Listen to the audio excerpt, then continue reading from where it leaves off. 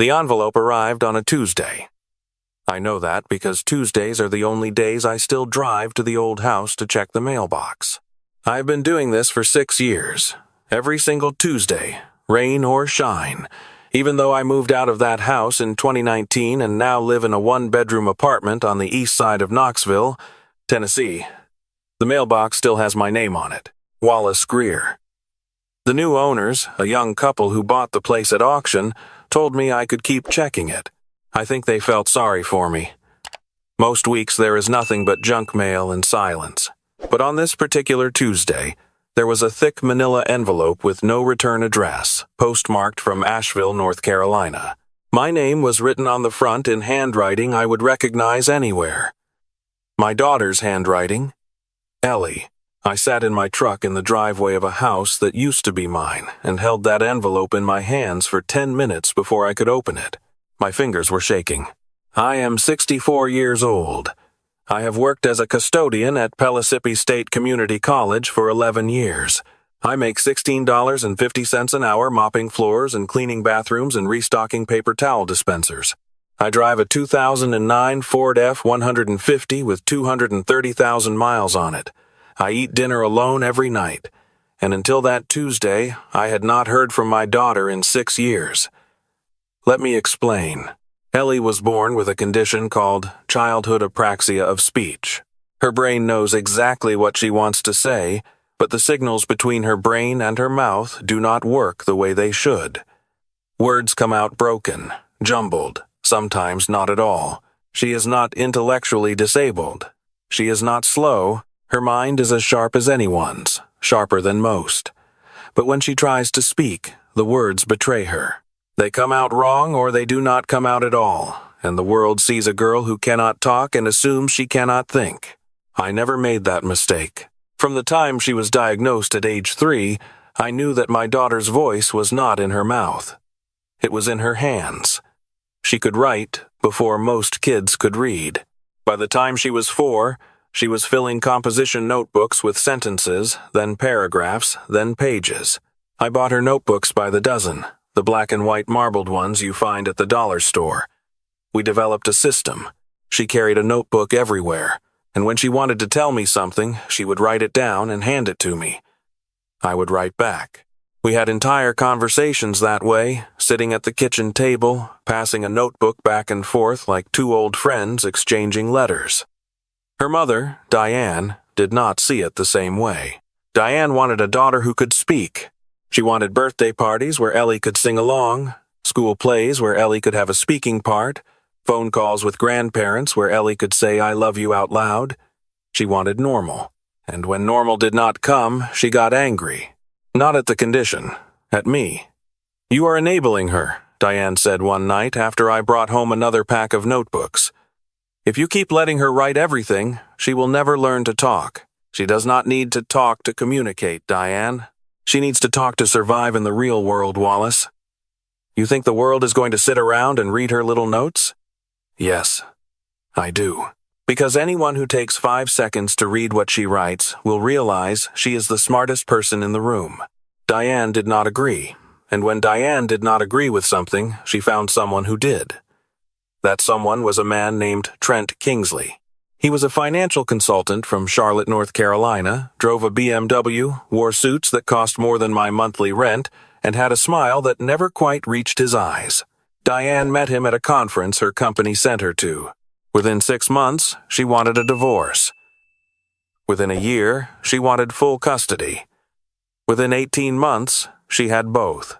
The judge looked at my income, looked at my apartment, looked at Trent's house in the suburbs of Asheville with its 4 bedrooms and swimming pool and home office, and made his decision. Ellie needs a stable environment, the judge said. Mr. Kingsley can provide resources and opportunities that Mr. Greer simply cannot match at this time. I wanted to stand up and scream. I wanted to tell the judge that Ellie did not need a swimming pool. She needed someone who understood her, someone who would sit with her and read her words and write back, someone who did not treat her silence as a disease that needed curing. But I did not scream. I sat there and took it because my lawyer, a man I could barely afford, told me that outbursts would only hurt my case. I was granted supervised visitation every other weekend. The first visit, Ellie clung to me and cried. She pressed a piece of paper into my hand. I showed the note to my lawyer. He said it was not enough. Children often have difficulty adjusting to new situations, he said. The court wants to see a pattern of harm, not a single complaint. A pattern of harm. As if my daughter's fear was not enough. The visits became less frequent. Diane kept finding reasons to cancel. Ellie was sick. Ellie had therapy. Ellie was at a school event. Then the visits stopped altogether. Diane changed her phone number, blocked my email, moved to a new address in Asheville that I did not have. I filed motions with the court. They went nowhere. Diane's lawyer argued that my attempts to maintain contact were causing Ellie emotional distress, that the transitions between households were disruptive, that Ellie needed consistency. The judge agreed. Visitation suspended, pending further review. Further review never came. That was 6 years ago. Ellie was 7 the last time I saw her. She is 13 now. For 6 years, I have been driving to that mailbox every Tuesday, hoping. And on this Tuesday, hope finally answered. I opened the envelope in my truck. Inside were 14 pages, front and back, written in my daughter's handwriting, not the shaky, oversized letters of a 7-year-old. These were the words of a teenager, neat and precise, every sentence deliberate. She had numbered the pages. She had dated each one. She had written in the margins. This was not a letter. This was a testimony. The first page began simply, "Daddy, I don't know if you still check the mailbox. I don't know if you still live in Knoxville. I don't know if you even want to hear from me, but I have to try because I have nowhere else to go and no one else who will believe me. Mom told me you moved on. She said you have a new family now, new kids, that you forgot about me a long time ago. I did not believe her. I saved every notebook you ever gave me. I hid them under my mattress and I read them at night when no one is watching. You told me once that my words were my superpower. You said that as long as I could write, I could do anything. I am writing now, Daddy. And I need you to read every word." I could not see the page anymore. My eyes were filled with tears and my hands were shaking, and I was sitting in a truck in front of a house that was no longer mine, reading the words of a child I had not been allowed to see for 6 years, and I could not breathe. I wiped my eyes and kept reading. The next 3 pages described her life in Asheville. Diane had enrolled her in a speech therapy program that Trent had found, one that focused exclusively on oral communication. They took away her notebooks, told her writing was a crutch, told her she would never amount to anything if she did not learn to use her voice. When she could not produce the sounds they wanted, they punished her. Not physically, not at first. They took away privileges, no television, no books, no drawing.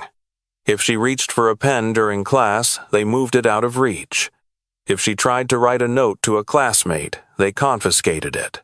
They were trying to force words out of a mouth that could not make them. And Ellie, my brilliant daughter, figured out exactly what they wanted and gave it to them. She learned to fake it. Not real speech, she explained on page 4, but enough sounds and enough lip movements to make people think she was trying. She grunted, nodded, pointed, used gestures. She became so good at performing the role of a girl making progress that the therapists praised her. Meanwhile, at night, in her room, she kept writing. She stole pens from school. She tore blank pages from the backs of textbooks. She wrote on napkins, on the insides of cereal boxes, on anything she could find. She hid her words the way other kids might hide a diary. Because for Ellie, writing was not a diary. It was a lifeline. It was the only place where she was fully herself. Page 5 is where everything changed. "Daddy, I need to tell you about Trent. Not the Trent that Mom sees, the real one. Trent Kingsley, according to my daughter's meticulous account, was running a scheme out of his home office. He called himself a financial consultant, but what he actually did was help people file fraudulent insurance claims for car accidents that never happened. Ellie described it in detail that made my stomach turn. Trent had a network. He recruited people, mostly from lower-income neighborhoods, to claim they had been in car accidents. He had a doctor friend who would write fake medical reports. He had a body shop that would damage vehicles after the fact to make the claims look legitimate. He would prepare the paperwork, file the claims, collect the insurance payouts, and take 60%. Ellie knew all of this because Trent, like many people who encountered my daughter, assumed she was not capable of understanding. She could not talk, so he talked freely in front of her. He held meetings in his home office with the door open. He made phone calls on speaker while she sat in the living room doing homework. He reviewed documents at the kitchen table while she ate her cereal 3 feet away. He treated her the way you might treat a piece of furniture, present but irrelevant. But Ellie was not furniture. Ellie was watching. Ellie was reading the documents he left out. Ellie was reading his lips when he turned away from her and spoke on the phone. She wrote down names, dates, dollar amounts. She described specific claims, specific people, specific conversations she had lip-read between Trent and a man she called the doctor. She did not know his full name, but she described him in detail. Short, bald, drove a silver Mercedes, always wore a blue tie. Page 8 was the hardest to read. Trent hits me, Daddy. Not every day. Not even every week. But when he drinks, which is more and more now, he gets angry. He calls me stupid. He says I am a burden. He grabbed my arm last month so hard it left bruises. I showed Mom. She said I must have bumped into something. She knows, Daddy. She sees the bruises and she chooses not to see them. My hands were gripping the pages so hard they were crumpling. I had to force myself to loosen my hold. I had to force myself to keep reading. Page 10 described how she had gotten my address. She remembered the old house. She remembered the street name because I had taught her to write it when she was 5. She searched for it on a computer at the public library during a school field trip. She found the property records, saw that the house had been sold, but gambled that I might still check the mail. She had written these 14 pages over the course of 3 months, hiding them one at a time in a hollowed-out textbook. She had stolen an envelope and stamps from Trent's desk drawer. She had mailed the envelope from a post office during a school outing, slipping away from the group for 90 seconds to drop it in the box. She was 13 years old and she had executed a plan with the precision of someone 3 times her age. Because she had no other choice. Because the adults in her life had failed her. Because the only person who had ever truly understood her was a janitor in Knoxville who checked an empty mailbox every Tuesday. I needed help. I knew that. I knew that walking into a police station with 14 handwritten pages from a child would not be enough. I needed someone who could look at these pages and tell me, tell a judge, tell whoever needed to hear it, that what my daughter had written was real, that a 3-year-old could not fabricate this level of detail, that these were not the fantasies of a lonely child but the documented observations of a witness. The next morning, I called the education department at Pellissippi State. One advantage of being a custodian at a college is that you know who works in every building. I had been cleaning Dr. Nora Calloway's office for 8 years. She was a professor of developmental psychology, specialized in language development in children with speech and communication disorders. She had published research on exactly the kind of condition Ellie had. I had never spoken to her about anything beyond hello and whether she needed her trash emptied, but I called her that morning and asked if she had 30 minutes. She gave me an hour. I sat in her office, surrounded by books and framed diplomas, and handed her the pages. She started reading. I watched her face the way you watch a doctor reading test results. For the first 3 pages, her expression was professional, attentive, the face of a researcher evaluating data. By page 5, her eyebrows had drawn together. By page 8, she had stopped turning pages and was rereading the same section twice. When she finished page 14, she set the pages down, took off her reading glasses, and looked at me. Mr. Greer, how old did you say your daughter is? 13. And she has childhood apraxia of speech? Since she was 3. Dr. Calloway picked up the pages again and fanned through them. The writing here is extraordinary, not just for a child with apraxia, for any child. The vocabulary, the sentence structure, the organizational logic. She numbered her pages, she dated her entries, she categorized her observations. This reads like a deposition. I taught her to write when she was small. We communicated through notebooks. Dr. Calloway nodded slowly. That explains the fluency, but it does not explain the content. Mr. Greer, the things she describes here: insurance fraud networks, medical documentation, falsification, financial structures. These are not concepts a 1-3-year-old typically encounters, let alone documents with this level of specificity. What are you saying? I am saying one of two things is true. Either your daughter has been deliberately fabricating an elaborate fiction, which, given her age and the consistency across 14 pages and 3 months of writing, would be almost unprecedented. Or she has been sitting in the same room while serious crimes were committed, and she has been recording everything she witnessed with remarkable accuracy. She paused. I need to show this to a colleague. I did not hesitate. Whatever you need to do. Dr. Calloway picked up her phone and made a call. 20 minutes later, a man walked in. Dr. Martin Yo, professor of forensic linguistics. Younger than Calloway, maybe 45, quick eyes, the kind of person who reads a room before he steps into it. He sat down and read all 14 pages without saying a word. Then he read them again. When he looked up, I saw something in his face that I can only describe as alarm. Who wrote these? His daughter, Dr. Calloway said. She's 13, has apraxia of speech. Dr. Yo shook his head. The linguistic patterns here are consistent with observational testimony, not fabrication. When people make things up, especially children, there are tells. Inconsistencies in detail. Emotional exaggeration.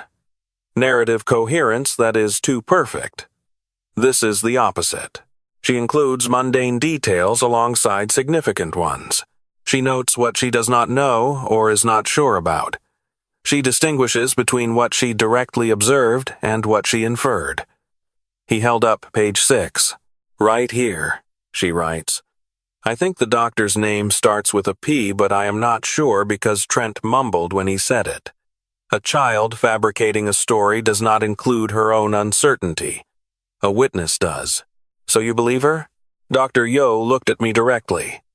Mr. Greer, I have provided expert testimony in over 30 federal cases involving document analysis. If someone handed me these pages without telling me who wrote them, I would have assumed they came from a trained adult informant.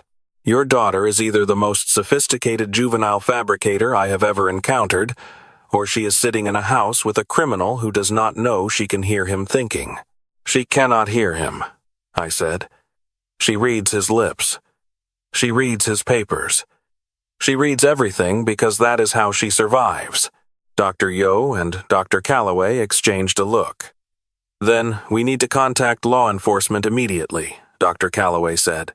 Because if this man finds out what she knows, and if he finds out she has communicated it to someone outside that house, your daughter is in serious danger. I drove to the Knox County Sheriff's Office that afternoon. I brought the pages. I brought Dr. Calloway's preliminary written assessment. And I brought 6 years of court documents showing that my daughter had been taken from me. Detective Rosalind Cho listened to everything. She read the pages carefully. She asked questions I did not expect, smart questions, detailed questions, the kind that told me she was taking this seriously. Mr. Greer, this is going to cross state lines. Tennessee and North Carolina. Insurance fraud involving multiple states. I'm going to need to involve the FBI. How long will that take? I am going to make this happen as fast as I can. But I need you to promise me something. Do not contact your daughter. Do not drive to Asheville. Do not do anything that could alert these people.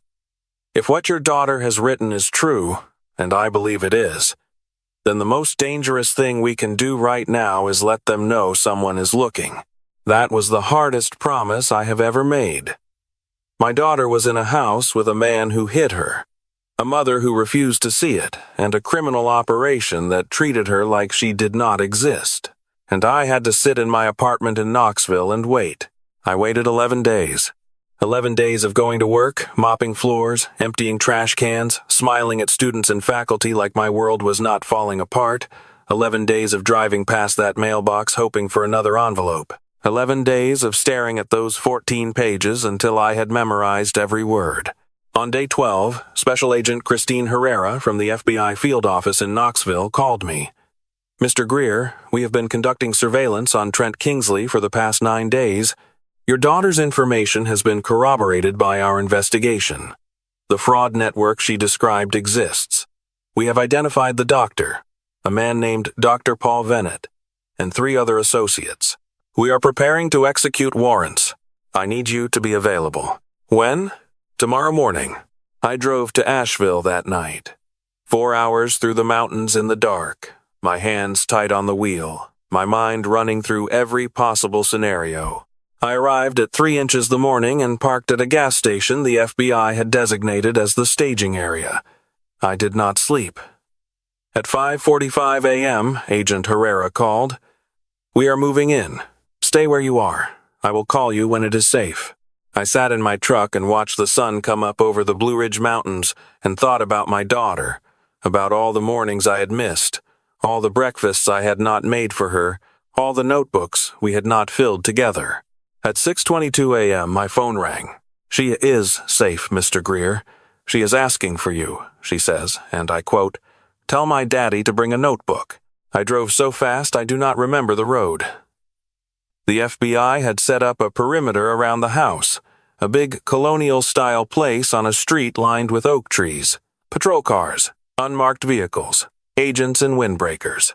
And standing by an ambulance, wrapped in a gray blanket, holding a pen in one hand and a crumpled sheet of paper in the other, was my daughter. She had grown so much, taller, thinner, her brown hair longer than I remembered.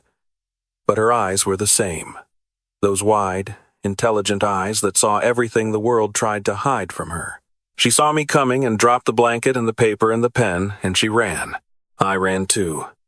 We met in the middle of that driveway, and I held her so tight I was afraid I might hurt her, but she held me just as tight, her hands gripping the back of my jacket like she would never let go. I pulled back enough to see her face. She reached for the pen and paper she had dropped. But I stopped her. I already had a notebook in my hand. I had bought it at the gas station at 4 Inches the morning. A black and white marbled composition notebook, just like the ones from when she was small. I handed it to her with a pen. She wrote one sentence and held it up. "I knew you would come. You always check the mailbox." I wrote back. "Every Tuesday. For 6 years. I never stopped." She read it and her face crumbled and she was crying and I was crying and the FBI agents around us were pretending very hard not to watch. She wrote again, faster now. "They told me you forgot about me. They said you moved away and started over. But I kept your notebooks. I read them every night. Your words kept me alive, Daddy." I could not write back. My hands were shaking too much, so I just held her and let her cry against my chest. This brave, brilliant girl who had done what grown adults could not do, who had taken down a criminal with nothing but a pen and the language we had built together. The arrests happened over the next 3 hours. Trent Kingsley was taken from the house in handcuffs, still in his pajamas, shouting about his lawyer and his rights and demanding to know who had talked. Diane was arrested in the kitchen. I am told she went quietly. Dr. Paul Bennett was picked up at his medical office in Charlotte at 8 a.m. 2 other associates were arrested later that day. The investigation revealed everything Ellie had written about and more. Trent had been running the insurance fraud ring for over 4 years. More than 40 fake accident claims had been filed across 3 states. Total payout exceeded $2.3 million. The doctor had provided falsified medical records for every single claim. The body shop owner had been staging vehicle damage on demand. Trent had been collecting 60% of every payout, just as Ellie had written, and laundering the money through a series of shell companies. It was all there in the records the FBI seized from his home office. The same home office where my daughter had sat silently, watching, reading, remembering. The abuse charges came separately. Medical examination confirmed old bruising on Ellie's arms, consistent with gripping and striking. She had been documenting the abuse in her hidden writings for over a year. Dates, descriptions, locations on her body. She had even pressed a bruised arm against a piece of white paper to create an imprint, a piece of evidence that the prosecutor would later call one of the most methodical documentation efforts she had ever seen from any witness of any age. The trials took 8 months. Trent went first. His attorney tried to argue that Ellie's writings were coached, that someone had fed her the information, that a child with a speech disorder could not possibly understand what she had documented. Dr. Calloway and Dr. Yo both testified as expert witnesses. Dr. Calloway explained apraxia, explained that the condition affects speech production, not cognition, not literacy, not intelligence. Dr. Yo walked the jury through the linguistic analysis of the 14 pages, demonstrated that the writing patterns were consistent with first-hand observation, not fabrication or coaching. The defense attorney asked Dr. Yo if it was possible that a 3-year-old had simply made it all up for attention. Dr. Yo's response was precise. In 22 years of forensic analysis, I've never encountered a fabricated document that includes self-correction, expressed uncertainty, and mundane peripheral detail at this density. This child did not invent a story. She recorded a reality. The jury convicted Trent on 43 counts of insurance fraud, 12 counts of wire fraud, and 3 counts of child abuse. Total sentence: 24 years federal prison. He would be past 70 before he saw the outside of a cell. I watched them lead him out and felt nothing like satisfaction. Just a heavy, exhausted kind of relief.